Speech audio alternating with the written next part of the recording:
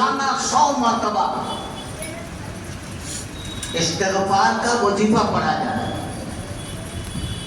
اس کا کیا فائدہ ہے؟ حضرت امام ترمذی رحمۃ اللہ علیہ نے ترمذی شریف جلد 2 صفحہ 177 پر حضرت ابو سعید خدری رضی اللہ تعالیٰ عنہ کی روایت نقل فرمائی ہے۔ آقا نامدار سید الکونین علیہ السلام نے ارشاد فرمایا کہ جو شخص عشاء کی نماز کے بعد سونے سے پہلے اپنے بستر پر جا کر یہ استغفار صرف 3 مرتبہ پڑھے گا، استغفر اللہ الذی لا الہ الا هو الحی القیوم واتوب الیہ، صرف 3 مرتبہ یہ استغفار پڑھے گا، غفر لہ ما تقدم من ذنبہ، اس کے ماقبل کے سارے گناہ معاف کر دیے جائیں گے، وَلَوْ كَانَ ذُنُوبُهُ مِثْلَ زَبَدِ الْبَحْرِ، اگرچہ تمہارے گناہوں کی کثرت سمندر کی جھانک کے برابر کیوں نہ ہو تب بھی اللہ تعالیٰ معاف فرما دے۔ اور فرمایا وَلَوْ كَانَ ذُنُوبُهُ مِثْلَ وَرَقِ الشَّجَرِ، اگرچہ تمہارے گناہوں کی کثرت روئے زمین میں جتنے پیڑ جتنے درخت ہیں ان پیڑوں اور درختوں کے پتوں کی تعداد کے برابر بھی ہیں تب بھی اللہ تعالیٰ تمہارے گناہ معاف فرما دے۔ اور فرمایا روئے زمین میں جو ریتوں کا ڈھیر ہوتا ہے ان ڈھیروں میں جو ریتوں کی تعداد ہوتی ہے ان کی تعداد کے برابر بھی ہے تب بھی اللہ تعالیٰ معاف فرما دے۔ اور فرمایا اگرچہ تمہارے گناہوں کی کثرت مثل ایام دنیا، جب سے اللہ تبارک و تعالیٰ نے کائنات کو پیدا فرمایا ہے اس وقت سے لے کر کے قیامت تک میں جتنی دن جتنی راتیں آئیں گی ان کی تعداد کے برابر بھی ہے تب بھی اللہ تعالیٰ تمہارے گناہوں کو معاف فرما دے۔ کوئی طالب علمانہ اشکال کر سکتا ہے کہ گناہ کبیرہ کی معافی کے لیے توبہ لازم ہے، تو بھائی استغفار میں ہوتا کیا ہے؟ توبہ میں کیا ہوتا ہے؟ استغفار ہی تو ہوتا ہے، یہ بنفس نفیس توبہ ہے،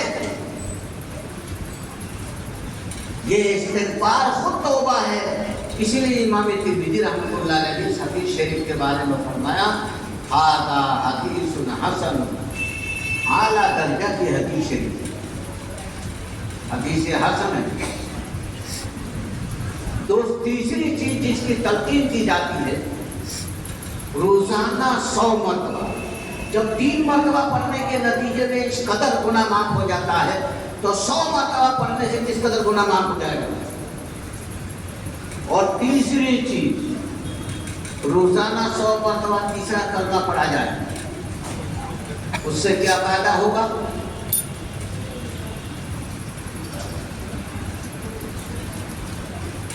حضرت امام ترمذی رحمۃ اللہ علیہ نے ترمذی شریف جلد 2 صفحہ 184 پر حضرت عبداللہ ابن مسعود رضی اللہ تعالیٰ عنہ کی روایت نقل فرمائی ہے۔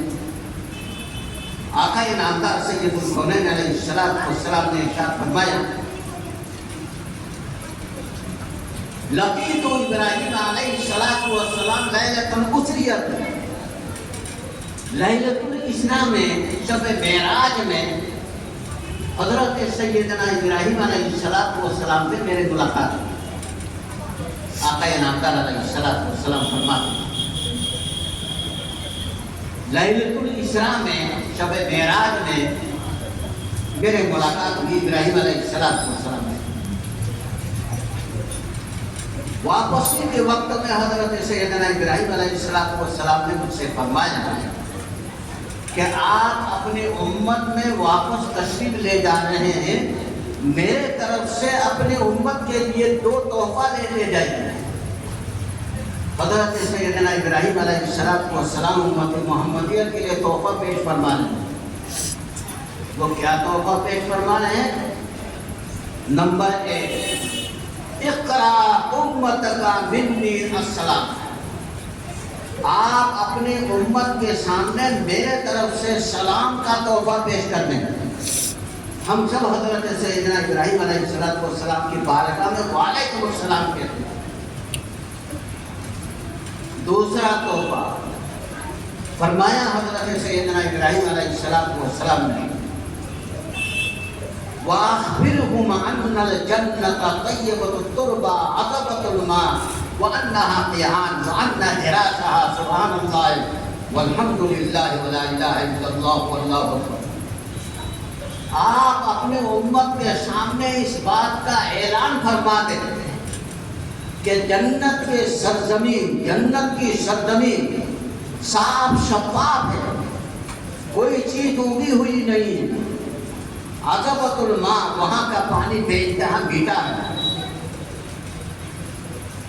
وَأَنَّهَا قِيعَانٌ، کوئی چیز اس میں اگی ہوئی نہیں ہے۔ وَأَنَّ غِرَاسَهَا سُبْحَانَ اللَّهِ وَالْحَمْدُ لِلَّهِ وَلَا إِلَٰهَ إِلَّا اللَّهُ وَاللَّهُ أَكْبَرُ۔ جو شخص اپنی جنت میں باغ لگانا چاہے تو یہ کلمہ پڑھتا چلا جائے، جنت کے اندر باغ تیار ہوتا جائے گا۔ وَأَنَّ غِرَاسَهَا سُبْحَانَ اللَّهِ وَالْحَمْدُ لِلَّهِ وَلَا إِلَٰهَ إِلَّا اللَّهُ وَاللَّهُ أَكْبَرُ۔ جنت کے اندر کوئی باغ لگانا چاہتا ہے اپنے جنت میں کہ یہ کلمہ پڑھتا جائے، جنت کے اندر اس کے لیے باغ تیار ہوتا جائے۔ سبحان اللہ والحمد للہ ولا الہ الا اللہ واللہ اکبر۔ تو سلوک کے بزرگوں کی یہاں روزانہ 100 مرتبہ پڑھنے کی تلقین دی جاتی ہے، ان کا احسان ہے ہمارے اوپر۔ روزانہ 100 مرتبہ درود پاک کا وظیفہ پڑھا جائے بالغ نبوت میں، روزانہ 100 مرتبہ استغفار کا وظیفہ پڑھا جائے، روزانہ یہ کلمہ، تیسرا کلمہ سبحان اللہ والحمد للہ ولا الہ الا اللہ واللہ اکبر 100 مرتبہ پڑھا جائے۔ جنت کے اندر کس قدر باغات تیار ہو جائیں گے، استغفار کے ذریعے سے کس قدر گناہ معاف ہو جائیں گے۔ حضرت سرور کائنات صلی اللہ علیہ وسلم کی بارگاہ میں درود پاک کے ذریعے سے کس قدر انعامات تقسیم ہوں گے۔ اس لیے میں ایک دفعہ آپ حضرات سے گزارش کروں گا، ایک دفعہ درود پاک کا نذرانہ اور پیش کر دیں۔ اللهم صل على سيدنا ونبينا ومولانا محمد وآله وأصحابه وبارك وسلم یا رب صل وسلم دائما ابدا على حبیبک خیر الخلق کلہم۔ میں نے سورہ آل عمران کی آیت نمبر 31 کی تلاوت کی۔ قُلْ إِن كُنتُمْ تُحِبُّونَ اللَّهَ فَاتَّبِعُونِي يُحْبِبْكُمُ اللَّهُ۔ اگر تم یہ دعویٰ کرنا چاہتے ہو کہ اللہ اور اللہ کے رسول سے محبت کرنے کا، تمہارے دل میں اگر اللہ اور اللہ کے رسول کی محبت ہے، فَاتَّبِعُونِي، پہلے میرے اتباع کرو۔ آقا نامدار علیہ السلام کا اتباع کیا جائے۔ یحببکم اللہ، آقا نامدار علیہ السلام کا اتباع کیا جائے۔ آپ کا اتباع کیا؟ آپ کی سنت کو اپنی زندگی میں داخل کیا جائے۔ جیسے ابھی ایک شاندار نعت آپ کے سامنے پیش کی گئی، اس کے اندر اسی طرح کے مضامین، شاندار مضامین ہیں۔ فَاتَّبِعُونِي، تو پہلے میرے اتباع کرو، تو اس کے بعد اللہ سے محبت کا دعویٰ کرو۔ یحببکم اللہ، پھر اللہ تبارک و تعالیٰ تم سے محبت کرے، اور اللہ جس سے محبت کرے گا اس کا کیا بگاڑ ہو سکتا ہے؟ قُلْ إِن كُنتُمْ تُحِبُّونَ اللَّهَ فَاتَّبِعُونِي يُحْبِبْكُمُ اللَّهُ، اللہ تعالیٰ تم سے محبت کرے گا۔ وَيَغْفِرْ لَكُمْ ذُنُوبَكُمْ وَاللَّهُ غَفُورٌ رَحِيمٌ، اگر حضور صلی اللہ علیہ وسلم کا اتباع کیا جائے گا تو 2 بشارتیں ہو گئی. پہلی بشارت یحببکم اللہ، اللہ تبارک و تعالیٰ تم سے محبت کریں گے. اور دوسری بشارت وَيَغْفِرْ لَكُمْ ذُنُوبَكُمْ، اللہ تبارک و تعالیٰ تمہیں گناہوں سے پاک فرمائیں گے. وَاللَّهُ غَفُورٌ رَحِيمٌ، اللہ تبارک و تعالیٰ بہت مغفرت کرنے والا ہے، بہت زیادہ رحم کرنے والا ہے. یہ آیت شریفہ کا ترجمہ میں نے آپ کے سامنے پیش کرنا ہے. بخاری شریف کے اندر حضرت ابو ہریرہ رضی اللہ تعالیٰ عنہ کی روایت ہے، صفحہ 14-15 میں، حدیث نمبر 14-15 میں آقا نامدار علیہ السلام نے ارشاد فرمایا: لا یؤمن احدکم حتی اکون احب الیہ من والدہ وولدہ والناس اجمعین، او کما قال علیہ السلام. تم اگر مومن بننا چاہتے ہو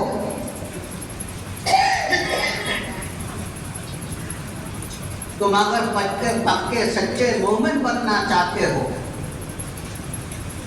تو مجھ سے ایسی محبت کرو جو محبت تمہارے ماں باپ، تمہارے آل و اولاد، تمہارے سامنے دنیا و مافیہ سے زیادہ ہو. ایسی محبت مجھ سے رکھو تو کامل مومن بن سکو.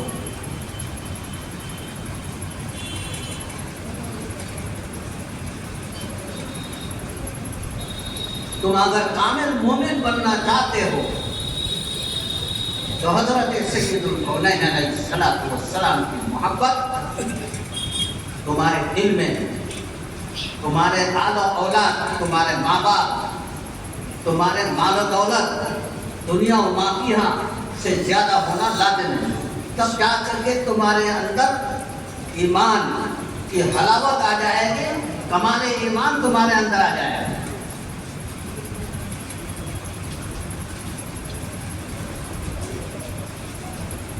بخاری شریف میں 7262 حدیث ہیں، ان میں سے 6378 نمبر حدیث شریف ہے. حضرت عبداللہ ابن ہشام سے یہ روایت مروی ہے.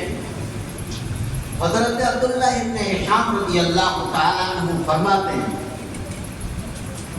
کہ ایک دفعہ ہم حضرت سرور کائنات صلی اللہ علیہ وسلم کے ساتھ میں حضرت عمر رضی اللہ تعالیٰ عنہ بھی تھے. سرور کائنات صلی اللہ علیہ وسلم نے حضرت عمر رضی اللہ تعالیٰ عنہ کے ہاتھ پکڑا. اتنی میں حضرت عمر رضی اللہ تعالیٰ عنہ نے فرمایا: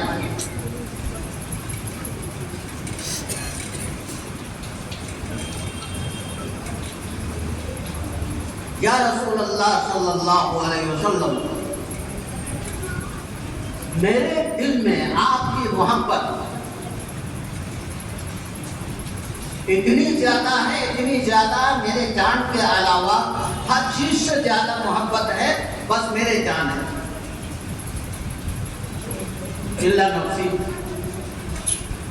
تو آقا نامدار علیہ السلام نے فوراً فرمایا: اے عمر، تمہارا ایمان کامل نہیں، ابھی تمہارا ایمان کامل نہیں ہوا. جب تک میرے محبت تمہارے دل کے اندر تمہارے جان سے بھی زیادہ نہ ہو تو تم مومن کامل نہیں بن سکتے. اب حضرت عمر رضی اللہ تعالیٰ عنہ دل ملا گئے، سوچنے لگے کہ میں تو حضرت سید الکونین علیہ السلام کے خاطر 100 مرتبہ اپنی جان دے سکتا ہوں.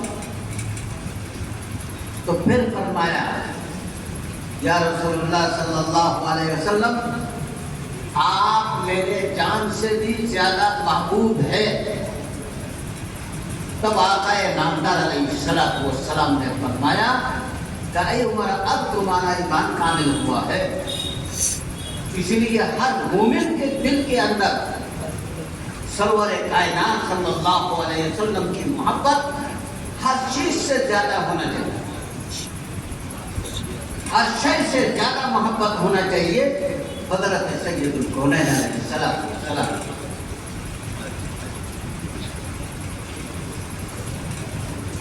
بخاری شریف کے اندر ایک لمبی حدیث شریف ہے. اس حدیث شریف کا نام ہے کتاب الشروط کے اندر حدیث حدیبیہ. ایک لمبا عنوان ہے. اس کے ذیل میں حدیث نمبر 2651 نمبر حدیث شریف ہے. لمبی حدیث شریف ہے. تقریباً بخاری شریف کے بڑی ترتیب کے صفحات ہے. 2.5-3 صفحہ پر وہ حدیث شریف ہے. اس حدیث شریف کے اندر واقعہ موجود ہے جب صلح حدیبیہ کے موقع پر صلح نامہ سے متعلق گفتگو کرنے کے لیے صلح سے متعلق گفتگو کرنے کے لیے مشرکین کی طرف سے کفار کی طرف سے عروہ ابن مسعود ثقفی آیا. ایک کے بعد دیگر کئی آدمی آ چکے ہیں. اس کا ٹکڑا سنا رہا ہوں. عروہ ابن مسعود ثقفی آیا. وہ آ کر کے حضرت سرور کائنات صلی اللہ علیہ وسلم سے گفتگو کرنے لگے. جب آپ سے گفتگو کرتا تو آپ کے دائیں کی طرف ہاتھ بڑھاتا. تو عروہ ابن مسعود ثقفی کا بھتیجا مغیرہ ابن شعبہ رضی اللہ تعالیٰ عنہ بغل میں کھڑے ہیں. وہ اپنی تلوار کے ڈنڈی سے ہاتھ پر مار کر کے ہٹا دیا گیا.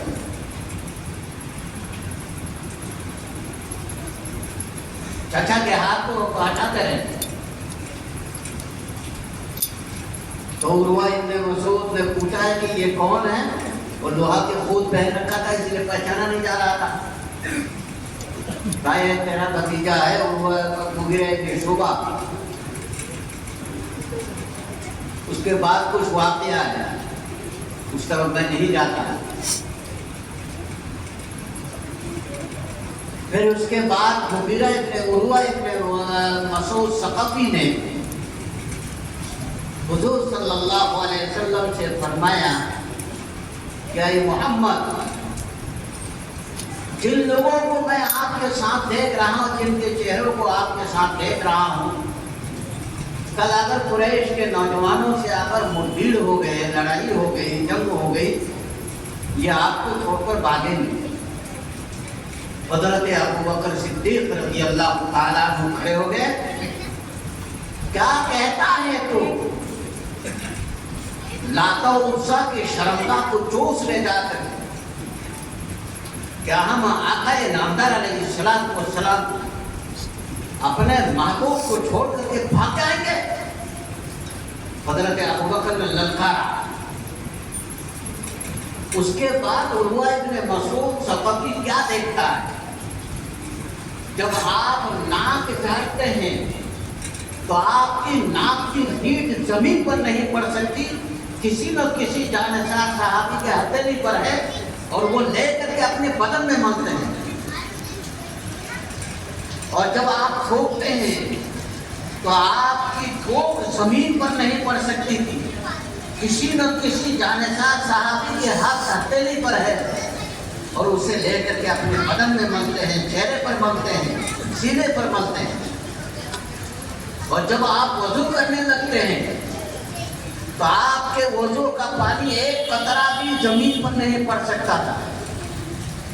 صحابہ کے ہاتھوں میں ہیں، صحابہ اس کو لے کر کے اپنے بدن میں مانگنے لگتے ہیں. جب یہ منظر اس نے دیکھا وہ سیدھا واپس مکہ چلا گیا. قریش کے نوجوانوں کو جمع کیا، سب کو جمع کر کے اس نے کہا، ایک تقریر کی اس نے کہ تم کو معلوم ہے کہ میں تمہارے باپ کے درجے میں ہوں اور میں تم کو اپنے اولاد کے درجے میں مانتا ہوں، اور تم کو یہ بات بھی معلوم ہے کہ میں نے قیصر و کسریٰ کے دربار میں بھی حاضری دے چکا ہوں۔ اس زمانہ میں دنیا کے اندر 2 سپر پاور تھے، ایک کسریٰ کا سپر پاور ایران کے بادشاہ کے ہاتھ میں، اور دوسرا روم کے بادشاہ کے ہاتھ میں، قیصر کے ہاتھ میں۔ تو قیصر و کسریٰ کے دربار میں بھی میں حاضری دے چکا ہوں۔ تو اتنے بڑے بڑے بادشاہوں کے دربار میں کسی درباری کو میں نے اس قدر جانشاری کرتے ہوئے نہیں دیکھا ہے جو میں نے محمد کے ایک ایک ساتھی کو ساتھی میں دیکھا ہے۔ بادشاہوں کے دربار میں درباری خوشامد تک کر سکتے ہیں، لیکن بادشاہ کے خوب، بادشاہ کے ناک کی ریڑھ اپنے بدن میں نہیں مل سکتے۔ لیکن میں نے یہاں دیکھا ہے کہ محمد کے ایک ایک ساتھی کے جانشاری کو میں نے دیکھا ہے کہ یہ تو 100 مرتبہ محمد کے خاطر اپنے جان دینے کے لیے تیار ہو سکتے ہیں۔ لہذا ان کے سانس خدا کر لو، اسی میں خیر ہے، ورنہ گاجر مولی کی طرح کاٹے جاؤ گے، مارے جاؤ گے۔ اس لیے کہ جو جان دینے کے لیے تیار ہے وہ 2-10 کو مار کر کے جان دیتا ہے، جو جان بچانے کے چکر میں رہتا ہے وہ اپنے کو بھی نہیں بچا سکتا ہے۔ یہ صحابہ کرام کی جانشاری کی بات ہے۔ حضرت امام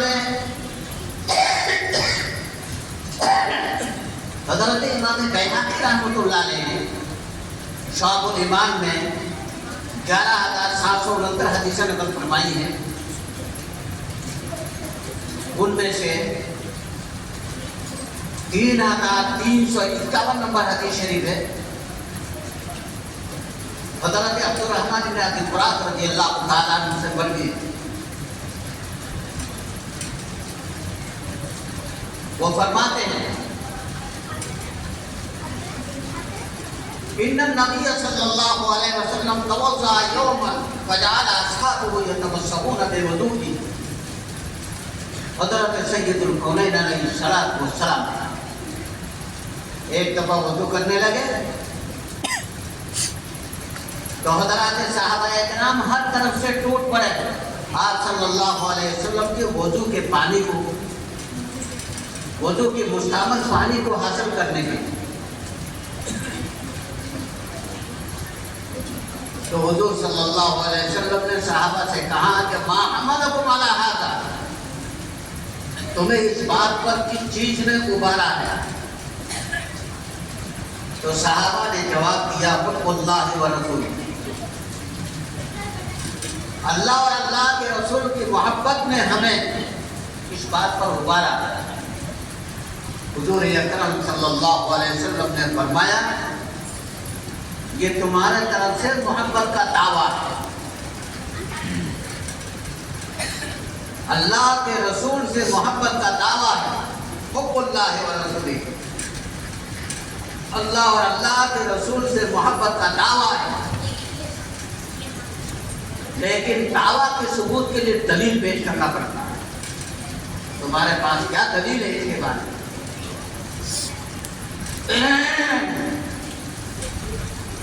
انہوں نے نعتیہ کلام میں بھی یہ مذکور ذکر کیا ہے،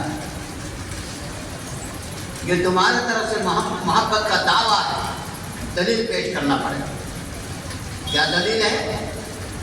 من سرہ ان یحب اللہ و رسولہ، جو شخص یہ چاہتا ہے کہ اللہ اور اللہ کے رسول سے محبت کرے، اللہ اور اللہ کے رسول سے محبت کا دعویٰ کرے، اور یحبہ اللہ و رسولہ، یا اللہ اور اللہ کے رسول اس سے محبت کرے۔ اگر اس مقام تک پہنچنا چاہتا ہے تو اسے 3 کام کرنا پڑے گا، 3 دلیلیں پیش کرنی پڑے گی۔ وہ تین کام کیا ہے؟ وَلِيَصْدُقْ حَدِيثُهُ اِذَا حَدَّثَ، جب بولے تو سچ بولے، اور سچ بولنا اللہ کے رسول کی سنت ہے۔ وَلِيَصْدُقْ حَدِيثُهُ اِذَا حَدَّثَ، جب بولے تو سچ بولا کرے، جھوٹ نہ بولے۔ دنیا کے اندر جو آدمی سچ بولنے میں مشہور ہو جاتا ہے، ہر شخص اس کے اوپر اعتماد کرتا ہے، اس سے محبت کرنے لگتا ہے۔ اور جو آدمی جھوٹ بولتا ہے، جھوٹ بولنے میں مشہور ہو جاتا ہے، وہ اگر کبھی سچ بھی بولتا ہے، اس کی سچ کا بھی اعتبار نہیں ہوتا ہے۔ سعدی نے بڑے اچھے انداز سے فرمایا کہ کہرا کی عادت بود راستی، کہرا کی عادت بود راستی، خطائیں روت در گزر انددو۔ ایک آدمی سچ بولنے میں مشہور ہو گیا ہے، خطائیں روت در گزر انددو،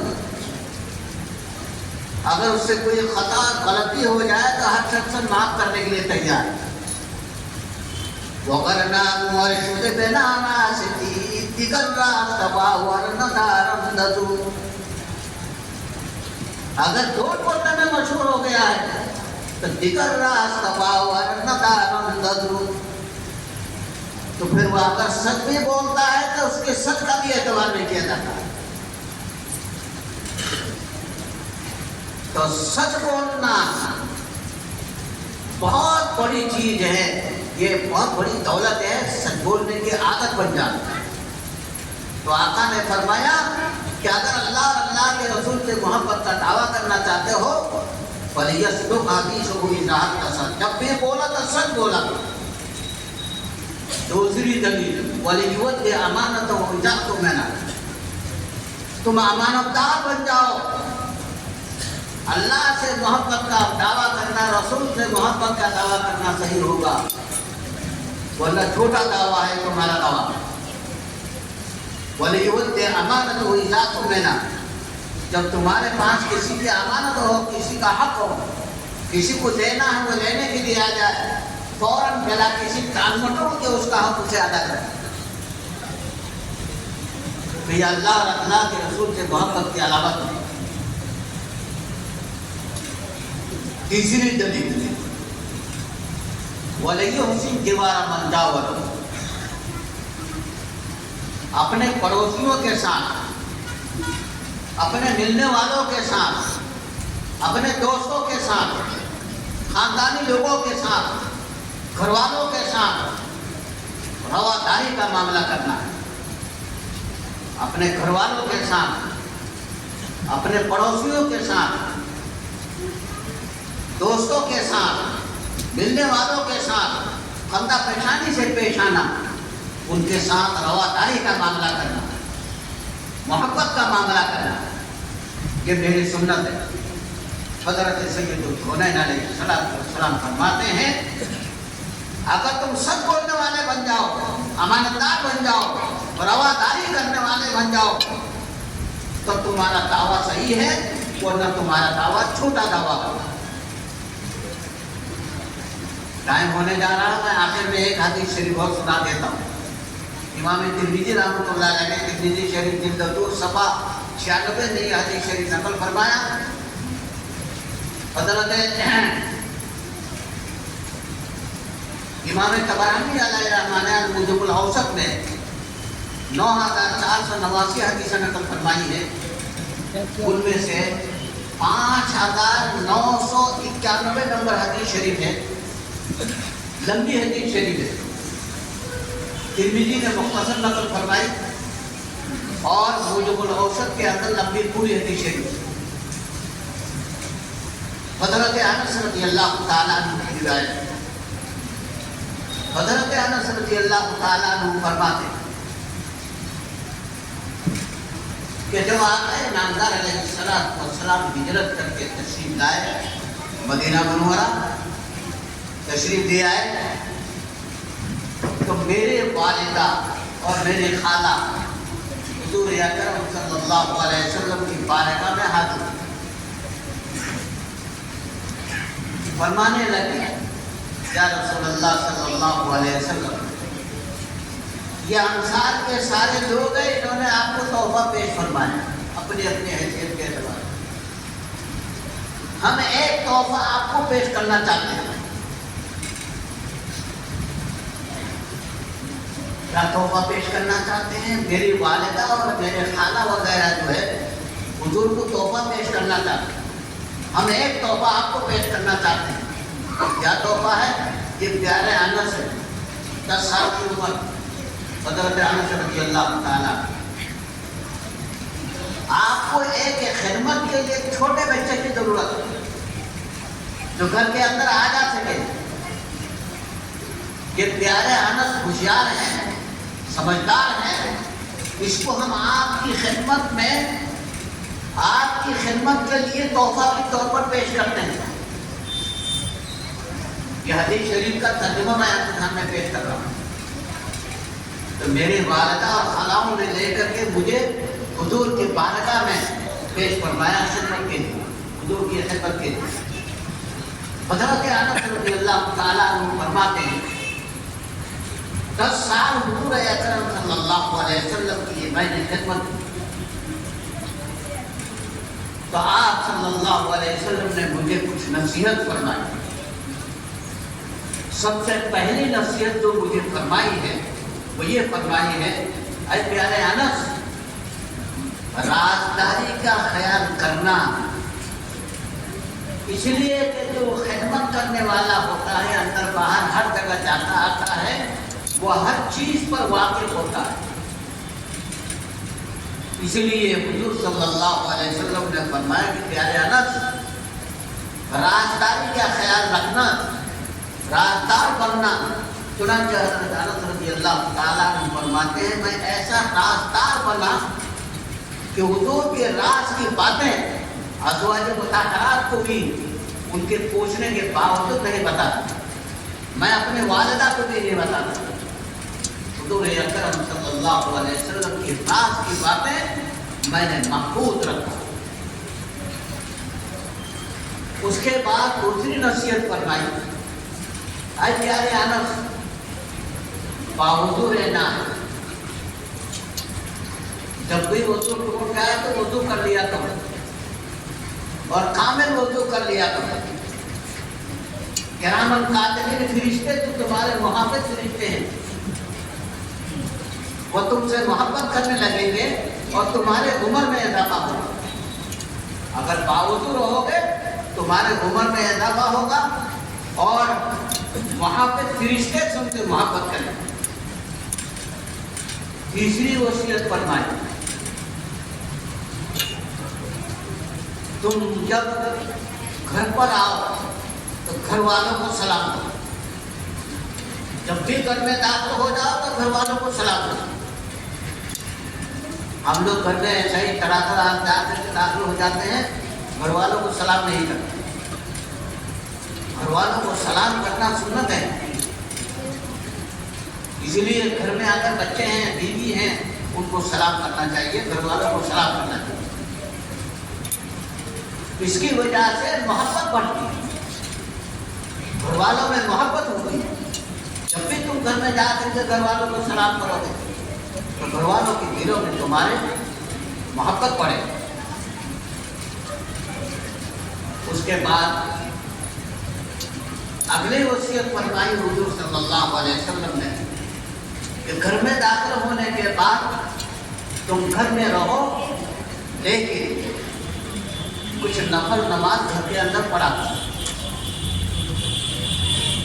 حضور صلی اللہ علیہ وسلم نے یہ نصیحت فرمائی، کم سے کم اتنا ہے کہ وہ سنن نوافل گھر میں پڑھ لیں، فرض نماز تو مسجد میں پڑھتے ہی ہیں، تو کم سے کم سنت نوافل گھر میں پڑھیں۔ ویسے تو گھر میں نفلیں پڑھنا چاہیے۔ حضور اکرم صلی اللہ علیہ وسلم نے ارشاد فرمایا، بخاری شریف کی روایت ہے کہ اپنے گھروں کو قبرستان مت بناؤ۔ اگر تم نے اپنے گھروں میں نماز نہیں پڑھی ہے تو تمہارا گھر ایسا ہے جیسا کہ قبر والے قبر میں ہے۔ تو گھروں کو قبرستان مت بناؤ۔ گھروں میں جا کر کے نمازیں پڑھا. اس کے بعد اگلی وصیت فرمائی جب تم گھر سے باہر نکلو تو جو بھی ملے مومن ایمان والے ان کو ضرور سلام کرو. جاننے والے کو بھی سلام کرو, جن کو پہچانتے نہیں ہے اسے بھی سلام کرو. اس کے بعد آپ صلی اللہ علیہ وسلم نے اور وصیت فرمائی جب بھی تم کسی مسلمان کو دیکھو اس کو اپنے سے افضل سمجھو, اپنے کو اس سے کمتر سمجھو اور ہر مسلمان کو اپنے سے افضل ترین سمجھو. کیا شاندار وصیت فرمائی ہے کہ اپنے آپ کے اندر عاجزی انکساری پیدا کرو, دوسروں کو اپنے سے بہتر سمجھو اور اپنے کو کمتر سمجھو. اس کے بعد آخری وصیت جو فرمائی ہے وہ میں آپ کے سامنے پیش کرنا چاہتا ہوں. تو آقا نے فرمایا اے پیارے انس, تم سے اگر ہو سکے ان تصبح او تمسیا ولیس فی قلبک غش لاحد. اے پیارے انس, جب تم صبح کرو, صبح کو اٹھو یا شام کرو, اس حالت میں صبح کو اٹھو کہ تمہارے دل میں کسی کے بارے میں بھی کہنا کپٹ نہ ہو, کسی کے بارے میں تمہارے دل کے اندر کہنا کپٹ نہ ہو. فرمایا کہ اے پیارے انس, یہ میرے سنت, ومن احب سنتی فقد احبنی. جو میرے سنت سے محبت کرے گا یقیناً وہ مجھ سے محبت کرتا ہے. ومن احبنی کان معی فی الجنہ. جو مجھ سے محبت کرے گا وہ میرے ساتھ جنت میں ہوگا. یہ آخری بات جو حضرت سرور کائنات صلی اللہ علیہ وسلم سے محبت کرے گا جنت کے اندر حضرت سرور کائنات صلی اللہ علیہ وسلم کے ساتھ رہنے کا موقع اور آپ کی معیت حاصل ہو جائے. اس سے بڑھ کر کیا چیز ہو سکتی ہے؟ ایک تو زبان سے محبت کا دعویٰ ہونا اور ایک اس کے اوپر عمل ہونا. محبت نام ہے, حضور صلی اللہ علیہ وسلم کی سنتوں کو اپنی زندگی میں داخل کریں. من احب سنت, جو میرے سنتوں سے محبت کرتا ہے, میرے سنتوں کو زندگی میں داخل کرتا ہے, اس کے زندگی سے ظاہر ہوتی ہے سنتیں, اس کی چلت پھرت میں, اس کی نقل حرکت میں, اس کی گفتار میں, اس کی رفتار میں, اس کا قول و قول فعل میں حضرت سید الکونین علیہ السلام کی سنت کا اظہار ہوتا ہے. یہ اس بات کی علامت ہے کہ حضرت سید الکونین علیہ السلام سے سچی محبت.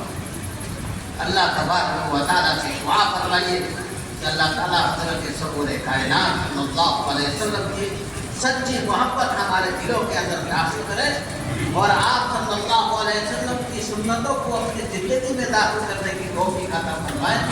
وآخر دعوانا الحمد للہ رب العالمین.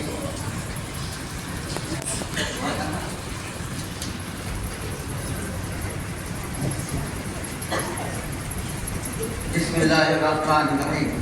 اللہم انت السلام و منک السلام تبارک یا ذا الجلال والاکرام. اللہم صلی علی محمد عبدک و رسولک و صلی علی المؤمنین والمؤمنات والمسلمین والمسلمات. ربنا آتنا فی الدنیا حسنۃ وفی الآخرۃ حسنۃ وقنا عذاب النار وقنا عذاب القبر وقنا عذاب الحشر وقنا عذاب الدین. پروردگار عالم ہمارے گناہوں سے درگزر فرما. اے اللہ ہمارے والدین کی مغفرت فرما, ان کو درجات عالیہ نصیب فرما, جنت الفردوس کا اعلیٰ مقام نصیب فرما. اے اللہ تمام مرحومین اور مرحومات کی مغفرت کا فیصلہ فرما. اے اللہ یہ جو سلسلہ جن لوگوں نے جاری کیا ہے سیرت پاک پر پروگرام کا سلسلہ, ان لوگوں کو تو اپنے شاید نشان جزائے خیر سے مالا مال فرما. اے اللہ ان پروگراموں میں شریک ہونے والوں کو اے اللہ تو اپنے شاید نشان انداز سے جزائے خیر سے مالا مال فرما. اے اللہ ان پروگراموں سے یا اللہ ہم سب کو یا اللہ مستفید ہونے کی توفیق عطا فرما. اے اللہ ہم سب کو عزت و سکون سے مالا مال فرما. اے اللہ شان سکون اثری کی زندگی نصیب فرما. اے اللہ شریروں کی شرارت سے فتنوں کی فتنے سے ہمارے حفاظت. حاسدوں کے حسد سے دشمنوں کی شماتت سے ہمارے حفاظت. اے مولا سرکاری عوامی اجتماعی انفرادی فتنوں اور خطرات سے ہمارے حفاظت. الجھنوں سے ٹینشنوں سے آفات سے بلایا سے آزمائشوں سے ہمارے حفاظت. مولا ہم آزمائش کے متحمل نہیں ہیں. ہمیں آزمائش میں مبتلا نہ کر. آزمائش میں مبتلا نہ کر. اے اللہ ہمارے دل میں ہمارے گھٹنے میں ہمارے پیپڑے میں قوت عطا فرما. ہمارے سانسوں میں ہمارے آنکھوں میں ہمارے دماغ میں ہمارے زبان میں ہمارے جگر میں قوت عطا فرما. ہمارے اعضاء میں ہمارے جوڑ میں ہمارے معدے میں ہمارے ہاتھوں میں ہمارے نس نس میں قوت عطا فرما. اے مولا تندرستی فراہم کر کے نصیب فرما. تندرستی فراہم کر کے نصیب فرما. تمام بیماروں کو شفا عطا فرما. جن لوگوں نے ہم لوگوں سے دعاؤں کے لیے کہا ہے یا ہم سے توقع رکھتے ہیں یا ہم پر ان کا حق ہے، اے اللہ ہم سب کو سب کے نیک مرادیں پوری فرما. جن بیماروں کی طرف سے دعاؤں کے لیے کہا کیا ہے اے اللہ ان کو شفائے کاملہ عاجلہ مستمرہ نصیب فرما. اے اللہ ہمارے ملک کے اندر امن کی بجائے عام فرما. مساجد کی حفاظت فرما. مدارس کی حفاظت فرما. مقابر کی حفاظت فرما. اوقاف کی حفاظت فرما. اے اللہ اوقاف کی حفاظت فرما. اے اللہ تبلیغی جماعت کی حفاظت فرما. دینی جماعت اور جمعیت کی حفاظت فرما.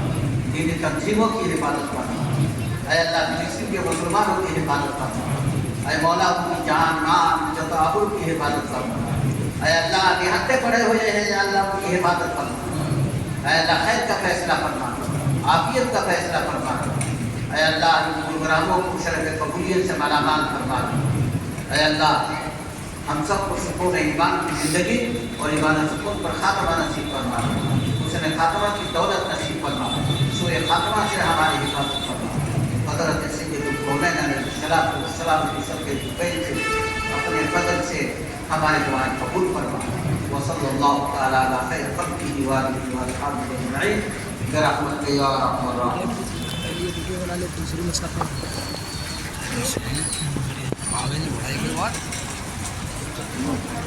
چلیں گے اس پر ہاتھ رکھا ہے.